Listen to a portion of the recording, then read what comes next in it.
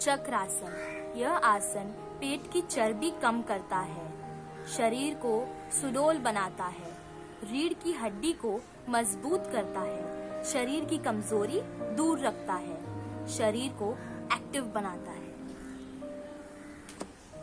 हलासन। यह आसन पेट की चर्बी को कम करता है, रीढ़ की हड्डी को मजबूत बनाता है और शरीर में फ्लेक्सिबिलिटी लाता है। सर्वांग आसन।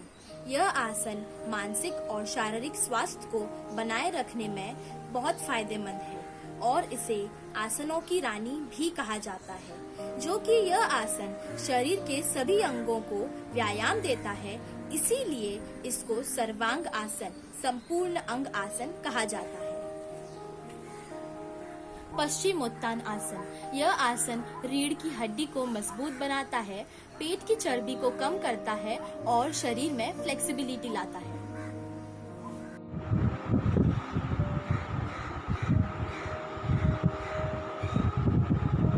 Hello everyone, I am Rashida Mehra and I'll be telling you all about yoga.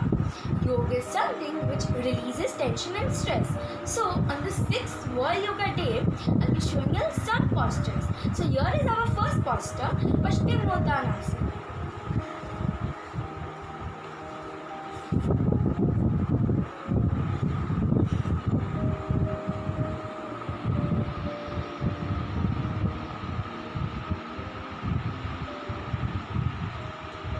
So the benefits of this asana is it calms the brain and releases stress and even stretches the spine. So our next asana is Chakrasana.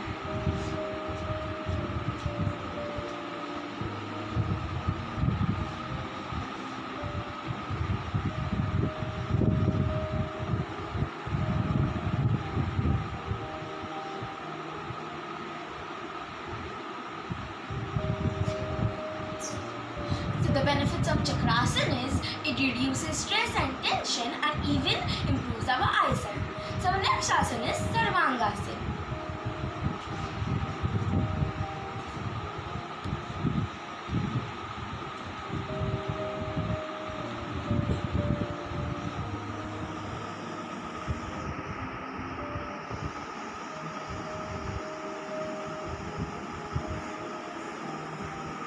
The benefits of Sarvangasana is Sarvangasana helps the blood to flow immediately and it even helps the organs to work faster. So our next asana is Halasana.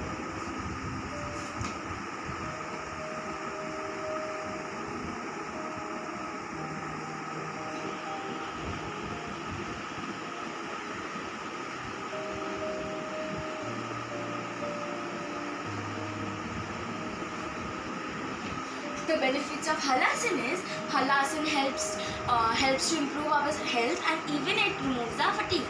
So our next asana is Natarajasana.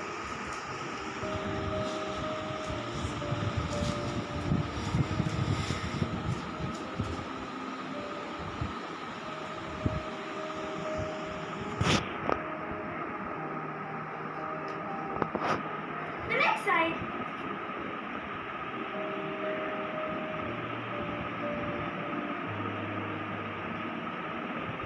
So the benefits of Natarajasana is it helps to improve balance and it even helps to improve our concentration.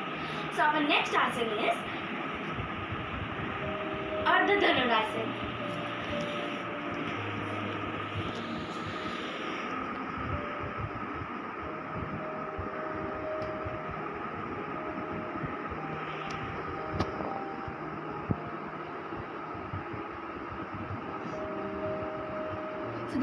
So the benefits of this asana is it helps in releasing stress and anxiety and it helps to enhance our chest and back.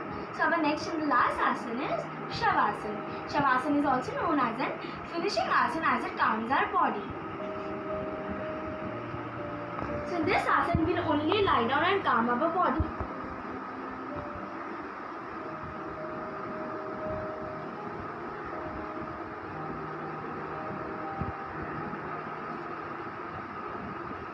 So the benefits of Shavasana is it makes our body calm and it even reduces our stress.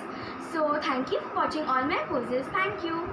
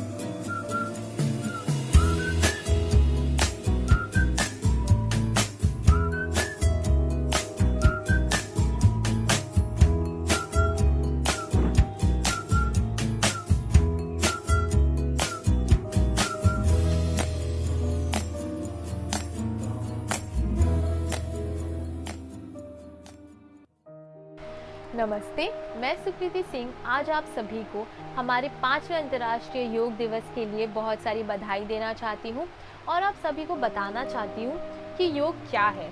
योग असल में एक रोग मुक्त जीवन जीने की कला है और आज 21 जून को सारे विश्व में अंतर्राष्ट्रीय योग दिवस के रूप में जाना जाता है और मनाया जाता है। परंतु योग कोई ऐसी चीज़ नहीं है जिसे करने के लिए किसी तारीख का निश्चित होना ज़रूरी हो। 21 जून को अंतर्राष्ट्रीय योग दिवस मनाने का उद्देश्य ये है कि हम ज़्यादा से ज़्यादा लोगों को योग के प्रति जागरूक कर सकें, उन्हें जानकारी दे सकें ताकि वो योग को अपने पूर्ण जीवन में अपना सकें। विज्ञान भी आज जिन बीमारियों का इलाज नहीं ढूंढ पा रहा है, उन बीमारियों के हम पर हावी होने से पहले ही हम केवल योग करने से और अपने संपूर्ण दिनचर्या पर ध्यान देने से उन सभी बीमारियों से बच सकते हैं। एक तरीके से देखा जाए तो योग एकता का माध्यम भी है, क्योंकि योग के जरिए हम कई लोगों से जुड़ते हैं, कभी कुछ सीखने के लिए तो कभी कुछ सिखाने के लिए। योग हमारे भारतवर्ष का गौरव है, हमारी धरोहर है। इस योग का प्रचार और प्रसार हमें हमारे सारे विश्व में करना है ताकि सारा विश्व हमारे भारतवर्ष को योगियों और निरोगियों का देश इस नाम से जाने और उसका सम्मान करें। आज के समय में जब सारी विश्व पर कोरोना काल छाया हुआ है और सारी दुनिया इसमें उलझी हुई है, तो क्यों ना हम सभी एकता का प्रतीक बनकर एक साथ योग करें, व्यायाम करें और कोरोना का डट कर मुकाबला करें और उस पर विजय हो। और जैसे कि इस साल का थीम है योग फॉर हेल्थ, योग एट होम, यानी स्वास्थ्य के लिए योग करें, घर पर योग करें। इसीलिए मेरा आप सभी से ये आग्रह है कि आप सभी अपने घर पर रहें, सुरक्षित रहें। अंत में मैं बस यही कहना चाहूँगी, करें योग, रहें निरोग। धन्यवाद। नमस्ते, मैं कृति रमेश तिवारी आप सभी को योग दिवस पर हार्दिक हार्दिक शुभकामनाएं देती हूँ। आशा है आप सभी अपने अपने घर में अपने परिवार के साथ योग कर रहे होंगे और इस शुभ अवसर पर मैं आप सभी के साथ योग से जुड़ी कुछ महत्वपूर्ण जानकारियाँ बांटना चाहती हूँ। हम सभी के जीवन में योग बहुत महत्वपूर्ण है, क्योंकि इससे हम शारीरिक और मानसिक संबंधों में संतुलन बनाए रखने में मदद हो सकती है। योग करने से हम शारीरिक और मानसिक रूप से स्वस्थ रहते हैं। योग कला की उत्पत्ति प्राचीन भारत में हुई थी। योग कला के कई प्रकार हैं, जैसे ज्ञान योग, कर्म योग, भक्ति योग, हस्त योग। मुख्य रूप से हस्त योग के अंतर्गत बहुत सारे आसन और प्राणायाम भारत में किए जाते हैं। अंतर्राष्ट्रीय योग दिवस। अंतर्राष्ट्रीय योग दिवस की घोषणा 21 जून को भारत की पहल और सुझाव के बाद प्रधानमंत्री नरेंद्र मोदी ने की थी।